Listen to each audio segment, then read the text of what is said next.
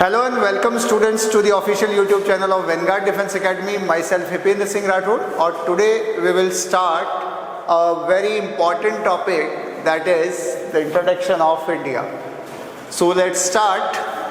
First of all, we study about the geographical extension and the location of India. After that India का geographical extension की हमने बात की कि हम जोग्राफिकल एक्सटेंशन को पढ़ेंगे.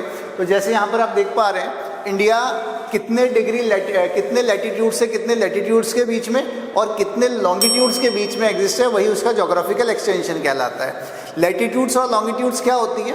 तो जो इमेजनरी लाइंस हमने ग्लोब पर मानी है उन्हें हम लैटिट्यूड्स और लॉन्गिट्यूड्स कहते हैं. इसमें जो हॉरिजॉन्टल इमेजनरी लाइंस हैं which are known as latitudes, whereas the vertical imaginary lines are called longitudes. तो इन लैटिट्यूड्स और लॉन्गिट्यूड्स की बात करें तो इंडिया जो है वो लाई करता है 68 डिग्री 4 मिनट नॉर्थ से 37 डिग्री 6 मिनट नॉर्थ के बीच में, और लॉन्गिट्यूडनली जब बात करते हैं तो ये लाई करता है 68 डिग्री 7 मिनट ईस्ट से लेकर के 97 डिग्री 25 मिनट ईस्ट के बीच में.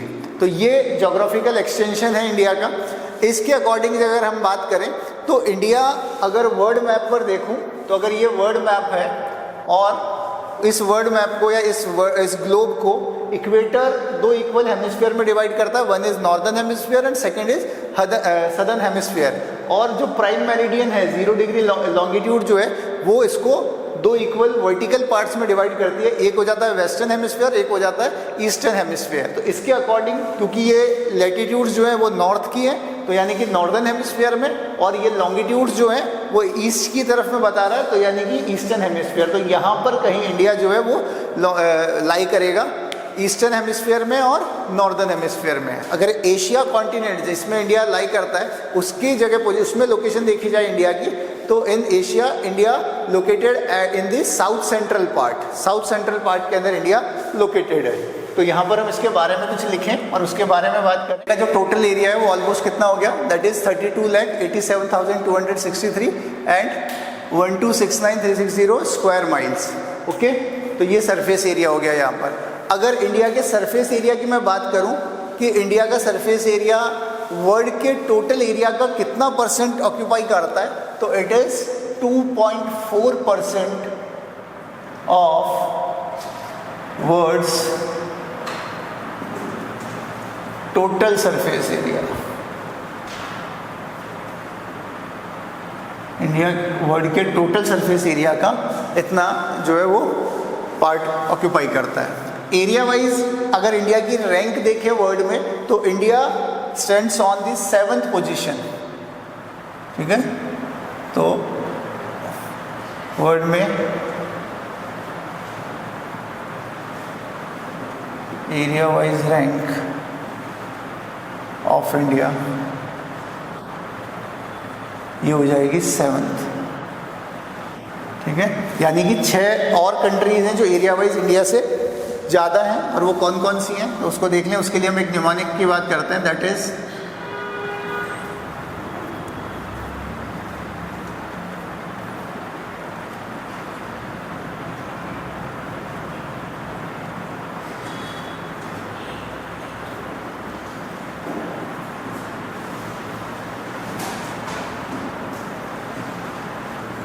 रुकुब्रेन अर्जेंटीना का. ठीक है, तो इसमें यहाँ पर आर यू का मतलब क्या हो गया, Russia. C for Canada, next C for China, U for USA, B R for Brazil, A for Australia,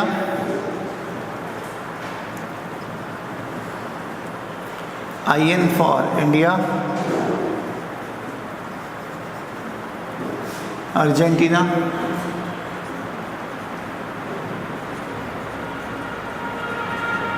K for Kazakhstan, and next A for Algeria. तो all these are the top 10 countries by area, okay. तो जिसमें first, second, third, fourth, fifth, six and seventh is India, और बाकी जो 3 और है that is Argentina, Kazakhstan and Algeria. इनको याद करने के लिए जो अपने पास में जो निमानिक है दैट इज रुकुब्रेन अर्जेंटीना का, तो इसके थ्रू आप याद रख सकते हो इनका जो है रैंक, इनका ऑर्डर याद रख सकते हो। पॉपुलेशन वाइज अगर इंडिया की मैं बात करें कि इंडिया की पॉपुलेशन वाइज रैंक कौन सी है, तो पॉपुलेशन में इंडिया फर्स्ट रैंक है, और इंडिया की जो टोटल पॉपुलेशन है वो है 1.42 बिलियन, जो कि टोटल वर्ल्ड पॉपुलेशन का 17.7% है, ठीक है। तो इंडिया की टोटल पॉपुलेशन जो है वो वर्ल्ड पॉपुलेशन का कितना परसेंट है, 7.76% of the world's total population. तो पॉपुलेशन में रैंक इंडिया फर्स्ट रैंक है, और टोटल पॉपुलेशन का 17.7% वर्ल्ड की टोटल पॉपुलेशन का इंडिया में रेसाइड करता है, ओके। अब देखो इसके बाद में अगर हम बात करें तो इंडिया के एक्सट्रीम पॉइंट्स की बात करेंगे हम। एक्सट्रीम पॉइंट्स क्या होते हैं? एक्सट्रीम पॉइंट्स का मतलब इंडिया के एकदम ईस्ट में ईस्टर्न मोस्ट पॉइंट कौन सा है, इंडिया का वेस्टर्न मोस्ट पॉइंट कौन सा है, सदर्न मोस्ट पॉइंट कौन सा, नॉर्दर्न मोस्ट पॉइंट कौन सा और सदर्न मोस्ट पॉइंट कौन सा है। इन सब के बारे में देखें तो जो सबसे पहला पॉइंट आ जाता है, यानी कि जो सबसे पहला पॉइंट कौन सा हो गया आपका, that is the eastern most point. तो eastern most point of India is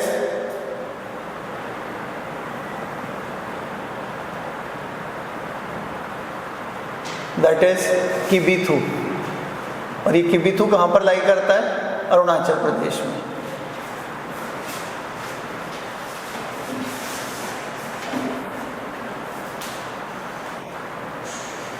ठीक है, किबिथु अरुणाचल प्रदेश के अंदर। Second is western most point,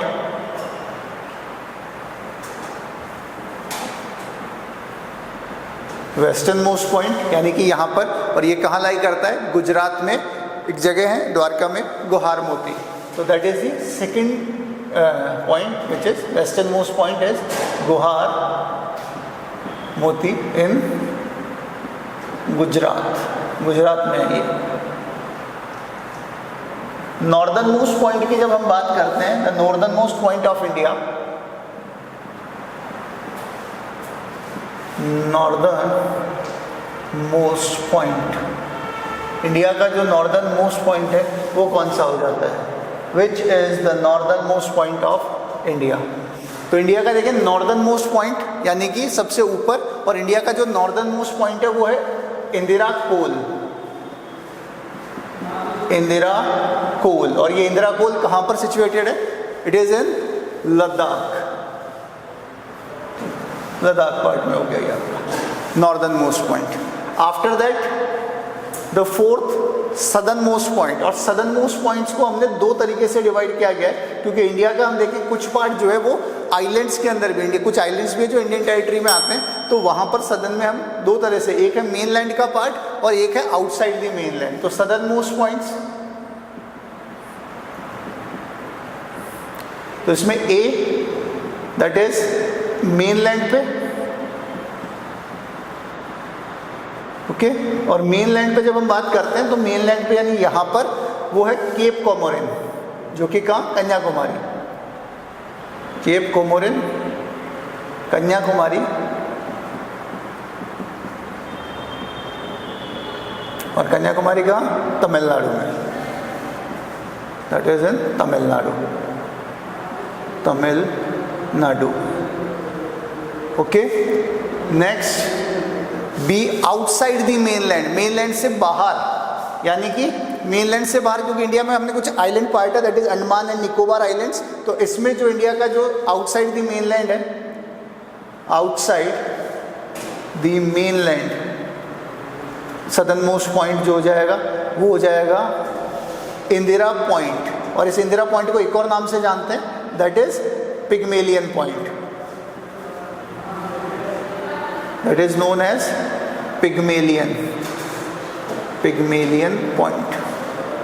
और ये पिग्मेलियन पॉइंट जो है वो अंडमान एंड निकोबार आइलैंड्स के ग्रेट निकोबार आइलैंड पर सिचुएटेड है, एट ग्रेट निकोबार,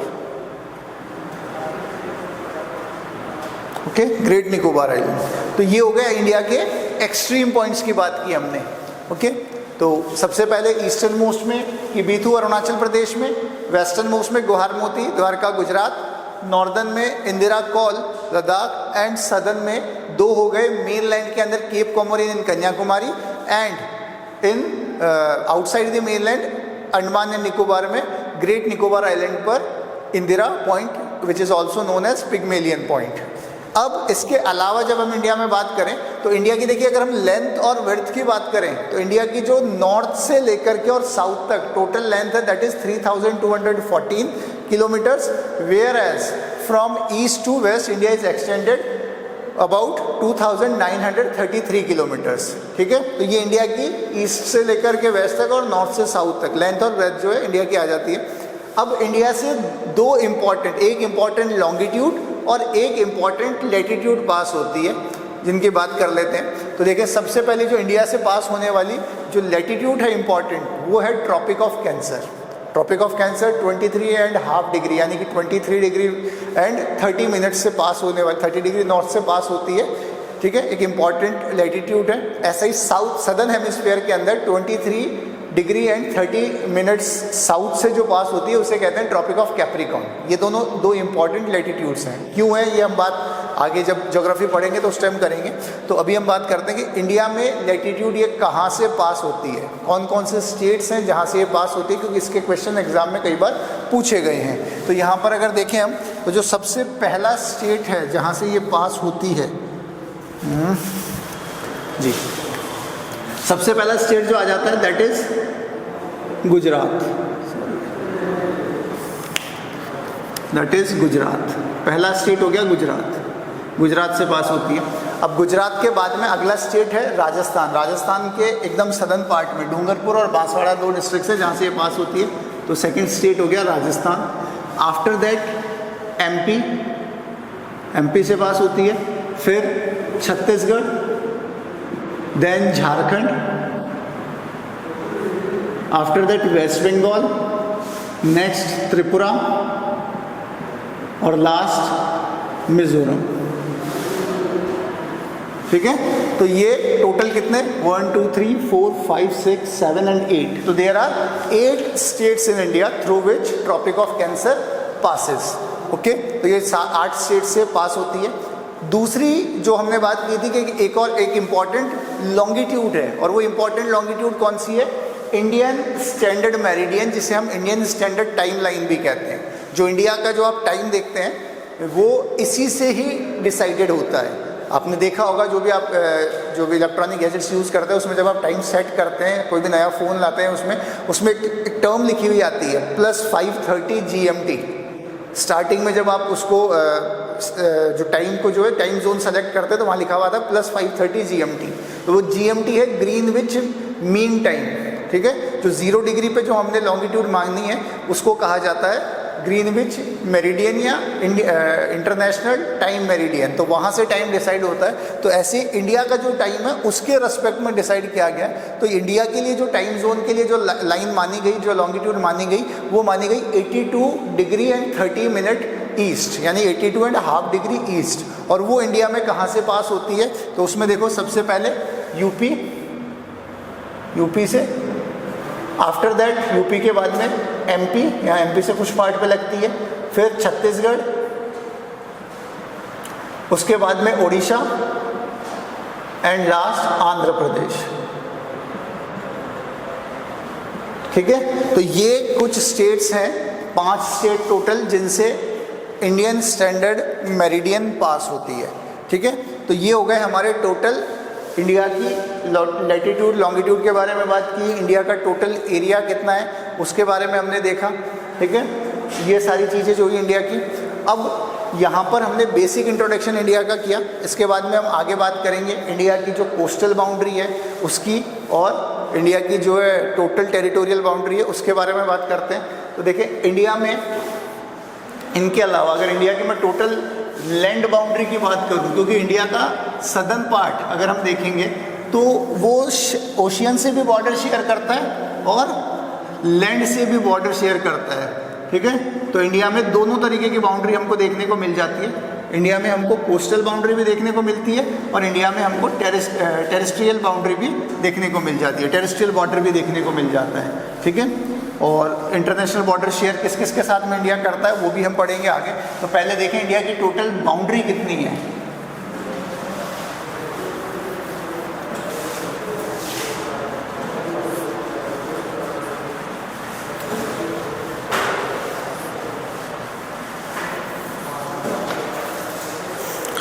देखिए अगर इंडिया की टोटल बाउंड्री की बात करें तो इंडिया की जो टोटल बॉर्डर है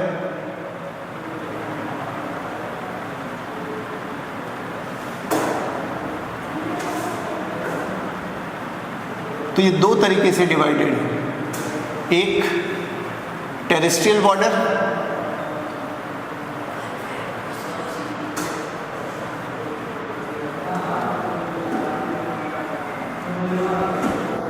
and second one is coastal border.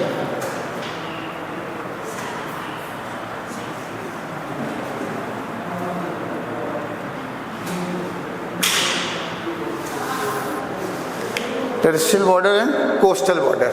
India की जो टोटल टेरेस्ट्रियल बॉर्डर है वो कितनी है, तो it is 15,200 kilometre. Okay, 15,200 kilometre. Whereas the coastal border including these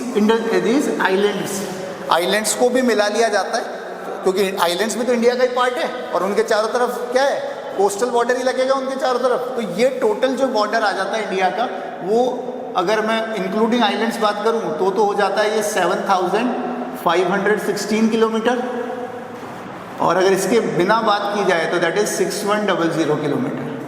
तो ये दोनों तरीके से आपको याद रख लेना है। अगर जब आइलैंड्स को नहीं ऐड करते हैं तो 6,100 किलोमीटर, और वैसे अगर हम बात करें तो 7,516 किलोमीटर।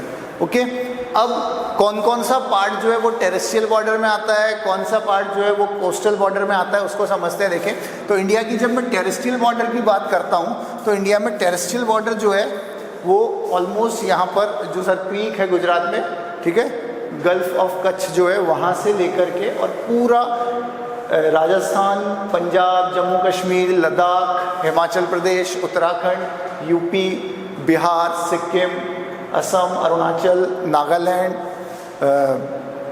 मणिपुर, मिज़ोरम, त्रिपुरा, इधर फिर मेघालय, असम, इधर बांग्लादेश होते हुए वेस्ट बंगाल होते हुए टोटल ये लैंड पार्ट जो है वेस्ट बंगाल तक टोटल लैंड बॉर्डर या टोटल टेरेस्ट्रियल बॉर्डर जो है वो पास होती है। वहीं कोस्टल बॉर्डर की बात हम करें तो ये गुजरात से लेकर के और फिर पूरे यहाँ से वेस्ट बंगाल तक हमारी टोटल जो है वो कोस्टल बॉर्डर लगती है, ठीक है। तो कोस्टल बॉर्डर के अंदर जो कितने स्टेट्स आ जाते हैं इंडिया के, तो इंडिया के टोटल अगर यहाँ पर देखेंगे हम तो Gujarat, then Maharashtra, then Goa, after that Karnataka, then Kerala, Tamil Nadu, Andhra Pradesh, Orissa and west Bengal. तो ये टोटल तो हमारे यहाँ पर कितने स्टेट्स हो गए, 9 या 10 स्टेट्स हो जाते हैं, ठीक है, और 9 स्टेट्स होते हैं, ठीक। और उसके अलावा जो आपकी 4 यूनियन टेरिटरीज भी जो है बॉर्डर कोस्टल बॉर्डर शेयर करती हैं। इसके अंदर हम यूनियन टेरिटरीज की भी बात कर लेते हैं, ठीक है, जैसे दमन दीव हो जाता है, इसके अंदर पुडुचेरी हो जाता है, अंडमान निकोबार हो जाता है एंड लक्षद्वीप हो जाता है। तो 4 यूनियन टेरिटरीज एंड 9 स्टेट्स, ये मिलाकर के टोटल 13 जो इंडियन यूनिट्स हैं जिनके थ्रू इंडिया की कोस्टल बॉर्डर लगती है।